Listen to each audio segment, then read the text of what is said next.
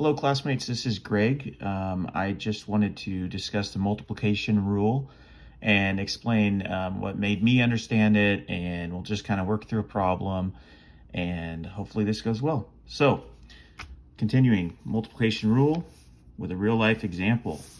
So if a store has 20 50-inch flat screen TVs on a shelf that work perfectly and 3 that are defective, what is the probability of randomly selecting 2 defective TVs when purchasing a pair of TVs from the store?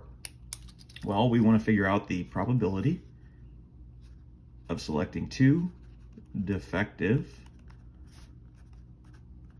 TVs. So the way that we are going to discover that is by seeing the 2 here. We know that there's going to be 2 spaces. But what goes where? We know that we need to fill out the appropriate probabilities in each one, but what does each space going to represent? So on the first one here, we want to know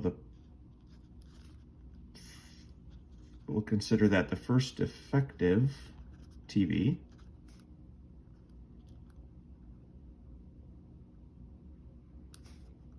And then here we're going to do the probability of the second defective, it's not spelt right, TV. So what is going to go here? Let's look at the question again. If a store has 20 50-inch flat screen TVs on a shelf that work perfectly, so we know that there's at least 20, and 3 that are defective. Well, that doesn't say that the total number is 20. That would mean that the total number would be 23 that are defective. What is the probability of randomly selecting 2 defective TVs when purchasing a pair of TVs from the store?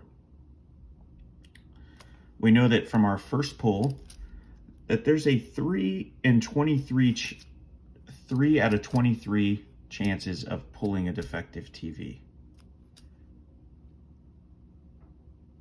And that's how we're going to write that. So P in the first one. The second space TV would be the defective, but if we took one from the shelf, then that means that there's only 2 defectives that possibly that we could pull. And knowing that we removed one, so it would be 3 minus 1 equals 2, and 23 minus 1 equals 22. By multiplying across, we know that 6 out of 506, I did calculate this beforehand, so essentially we would have a 0.119% chance of pulling a defective TV. So it's a pretty low chance. This is what stuck out to me and made it kind of give some real life, applicable understanding.